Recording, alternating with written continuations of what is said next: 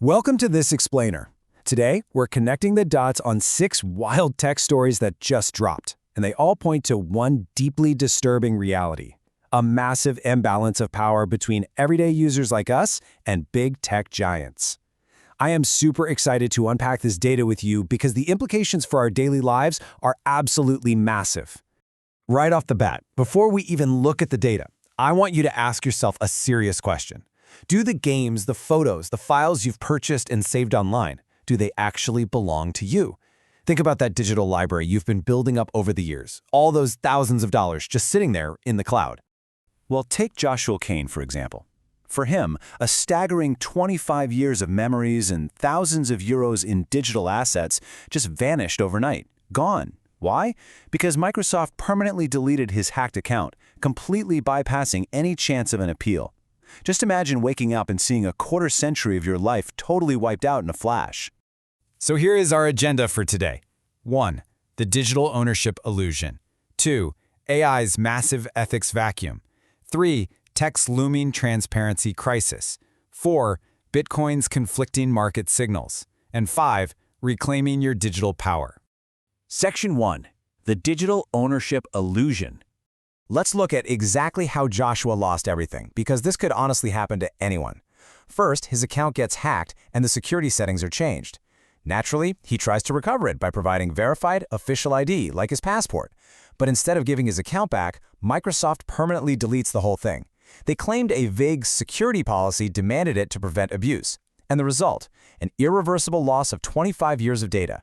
It really shines a massive spotlight on the difference between physical and digital ownership. When you own a physical disk, you know it's transferable, it's permanent, it works offline, and it is legally yours.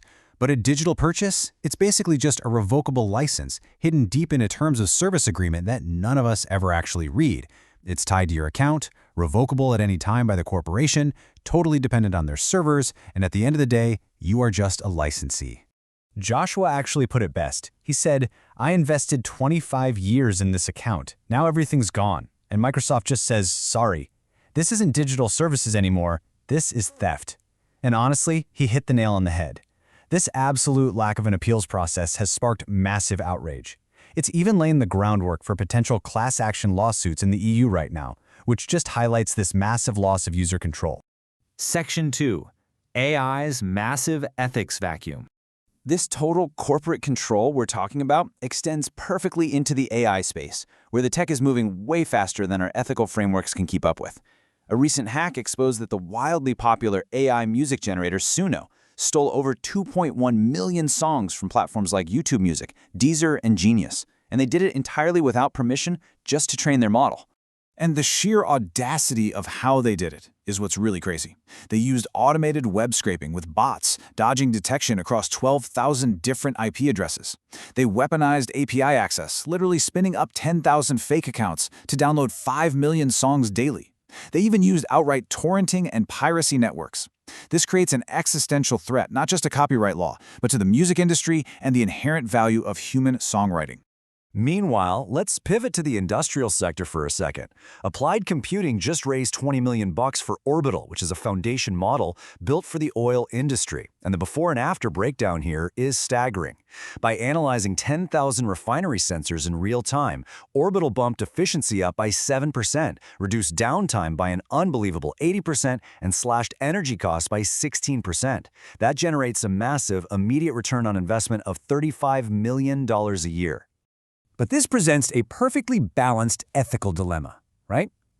On one hand, you have undeniable pros: significant pollution reduction, way better safety for workers, and resource conservation from a highly optimized plant. But on the flip side, does this incredible efficiency just prolong our reliance on fossil fuels instead of pushing us toward clean energy? It also leads to job reduction and even more capital concentration among the biggest players. It's a fascinating, complex debate. Section 3.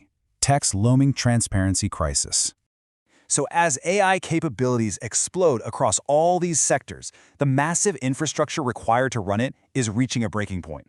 Meta's VP of Infrastructure just dropped a bombshell, warning that they only have about 20 months to completely rebuild their systems. Why? Because AI agents work 24/7, and they break every assumption our current human-centric networks are built on. Nighttime traffic is surging from 5% all the way to 45%. One human user now needs up to 100 separate agent identities. And these agents require instant, parallel responses. Even a 500 millisecond delay breaks workflows entirely. But compounding this infrastructure crisis is a severe lack of trust, which is perfectly captured by Meta's alarming secrecy regarding name tag. That's a highly sensitive facial recognition system they've been working on. Look at this timeline. In January, Wired reports testing. Meta says nothing confirmed. By March, an ex-employee brings it up. Meta claims it's canceled. Come May, an internal week proves it's active. Meta pivots to research only.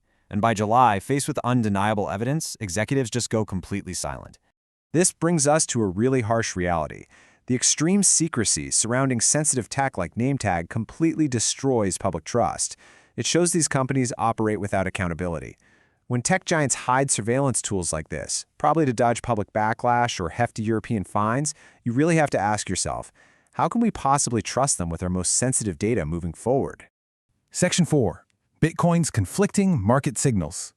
Because this exact same dynamic, powerful institutional control versus everyday users, is playing out in the financial markets right now. Despite Bitcoin hitting $65,000 after some soft U.S. inflation data, looking under the hood reveals a huge wave of selling pressure from the top players. Last week, the whales, the large institutional holders, sold off 12,300 Bitcoin to take profits.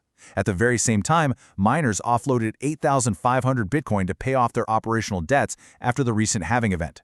So what we are seeing here is a textbook institutional versus retail market divergence. While the smart money, whales with better market information, are selling off and taking their profits at the top, retail investors, everyday people driven by FOMO, the fear of missing out, continue to blindly buy in, adding 15,000 Bitcoin to their collective holdings. Section 5. Reclaiming your digital power. All of these stories reveal a unified theme of growing corporate power. But listen, you aren't completely powerless. To protect yourself, you need to take actionable steps. Keep local, physical backups of your critical data so it can't be deleted with a keystroke.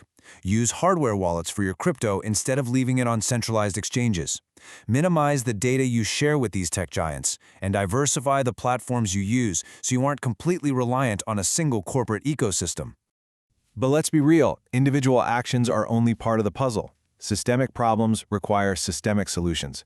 We absolutely need clear, legally binding digital property rights, enforced transparency, rigorous AI standards, and actual user recourse mechanisms. We need strong regulations, kind of like the EU's Digital Services Act, to mandate real consequences for corporate overreach. So I want to leave you with this final, provocative thought. When a single click can erase 25 years of your life, and AI trains on stolen art in total secrecy, how much trust are you still willing to blindly give to big tech? If the early internet promised democratization and empowerment, what is it going to take for you to demand your power back? Thanks for joining me for this explainer. Stay curious and keep questioning the data.